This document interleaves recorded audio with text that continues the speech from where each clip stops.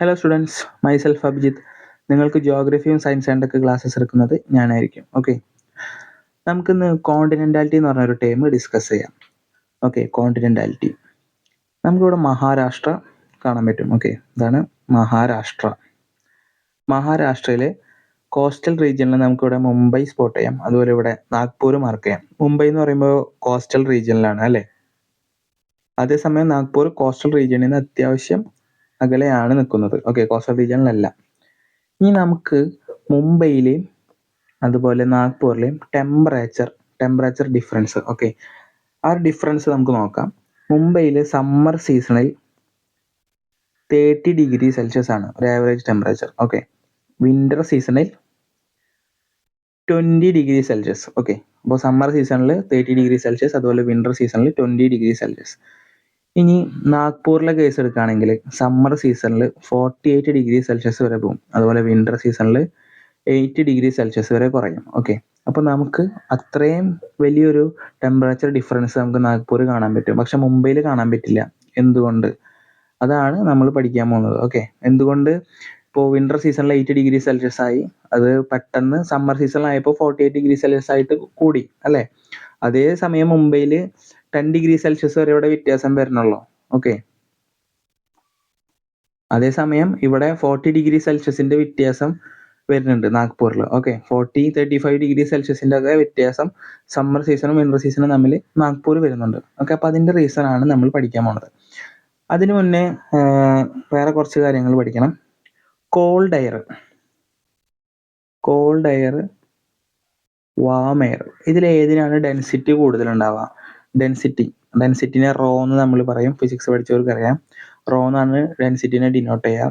Density എന്ന് പറയുമ്പോൾ mass by volume. Okay, ഇപ്പോൾ ഡെൻസിറ്റി കൂടുതൽ ഉണ്ടാവുക കോൾഡ് എയറിനായിരിക്കും. ഇപ്പോൾ warm എയറും called എയറും mix ആയിട്ടിരിക്കുകയാണെങ്കിൽ called air താഴത്ത് വന്ന് കിടക്കും, സിങ്ക് ചെയ്യും. ഓക്കെ, വാം എയർ എപ്പോഴും റൈസ് ആവും, കാരണം വാം എയറിന് ഡെൻസിറ്റി കുറവായതുകൊണ്ട് വാം എയർ എപ്പോഴും മുകളിലേക്ക് പൊങ്ങിപ്പോവും. അതേസമയം കോൾഡ് എയറിന് ഡെൻസിറ്റി കൂടുതലായതുകൊണ്ട് തന്നെ കോൾഡ് എയർ സർഫസിൽ വന്ന് സിങ്ക് ചെയ്ത് കിടക്കും.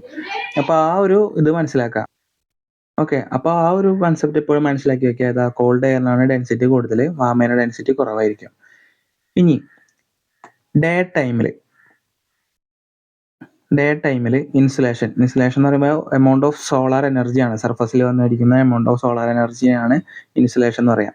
അപ്പോൾ സോളാർ എനർജി ഡേ ടൈമിൽ സർഫസിൽ വന്ന് അടിച്ചു കഴിഞ്ഞാൽ ലാൻഡ് ആണോ അതോ വാട്ടർ ബോഡി ആണോ പെട്ടെന്ന് ഹീറ്റ് ആവുക? അതിന് ഒറ്റ ആൻസർ ഉള്ളൂ, ലാൻഡ് പെട്ടെന്ന് ഹീറ്റ് ആവും. ഓക്കെ, ലാൻഡ് പെട്ടെന്ന് ഹീറ്റ് ആവും, എന്നാൽ വാട്ടർ ബോഡി പതുക്കെ ഹീറ്റ് ആവുള്ളൂ.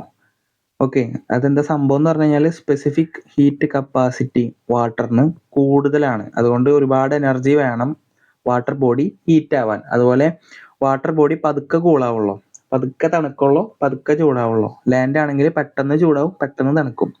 ഓക്കെ, അപ്പോൾ ഡേ ടൈമിൽ സോളാർ എനർജി വരുമ്പോൾ ലാൻഡ് പെട്ടെന്ന് ഹൈ സ്പീഡിൽ തന്നെയാവും ലാൻഡിലെ ടെമ്പറേച്ചർ കൂടാൻ, പെട്ടെന്ന് ലാൻഡ് ചൂടാവും.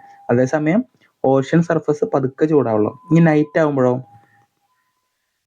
ആകുമ്പോൾ എന്താ സംഭവിക്കുക എന്ന് പറയുമ്പോൾ ഈ ചൂടായിട്ടുള്ള ലാൻഡിൽ നിന്നൊക്കെ ടെറസ്ട്രിയൽ റേഡിയേഷൻ, അത് ഇൻഫ്രാറെഡ് റേഡിയേഷൻ ആണ്. നമ്മൾ സയൻസ് പഠിച്ചവർക്ക് അറിയാം, ബാക്ക്ഗ്രൗണ്ട് ഉള്ളവർക്ക് അറിയാം. ഇൻഫ്രാറെഡ് റേഡിയേഷൻ എന്ന് പറയുമ്പോൾ ലോങ് വേവ് റേഡിയേഷൻ ആണ്.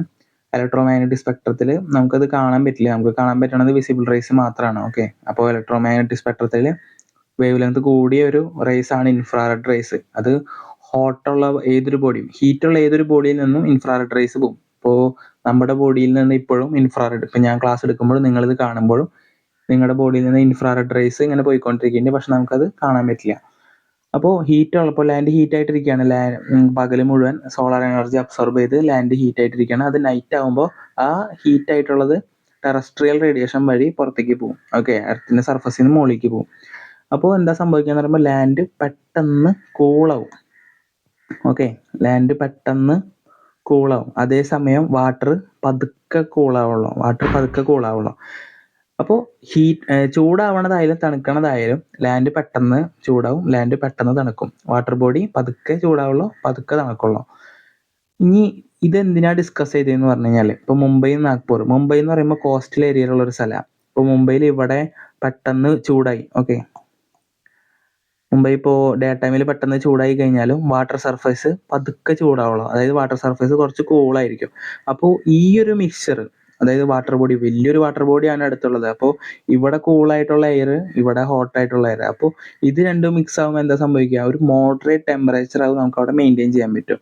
അതേസമയം ഉള്ളിലുള്ളൊരു ബോഡി ആണെങ്കിൽ ഇവിടെ വാട്ടർ ബോഡിയുടെ പ്രസൻസ് ഇല്ലാത്തത് കൊണ്ട് തന്നെ ഇവിടെ ഈ ഒരു മിക്സ്ചർ ഇവിടെ ഉണ്ടാവണ ഒരു മോഡറേറ്റ് ടെമ്പറേച്ചർ നമുക്ക് ഇവിടെ ഉള്ളിലാണെങ്കിൽ മെയിൻറ്റെയിൻ ചെയ്യാൻ പറ്റില്ല. കാരണം ഇവിടെ വേറെ വാട്ടർ ബോഡി ഇല്ല. ലാൻഡ് ഡേ ടൈമിൽ ഭയങ്കരമായിട്ട് ഹീറ്റാവും. അതുപോലെ നൈറ്റ് ആകുമ്പോൾ പെട്ടെന്ന് കൂളാവും. ഓക്കെ, പെട്ടെന്ന് കൂളാവും. ഇപ്പോൾ വേറെ വാട്ടർ ബോഡി ഇല്ല. അതേസമയം കോസ്റ്റൽ റീജിയൻ ആണെങ്കിൽ ഇപ്പോൾ നൈറ്റ് ആകുമ്പോൾ ലാൻഡ് പെട്ടെന്ന് കൂളാവും എന്ന് ഞാൻ പറഞ്ഞു.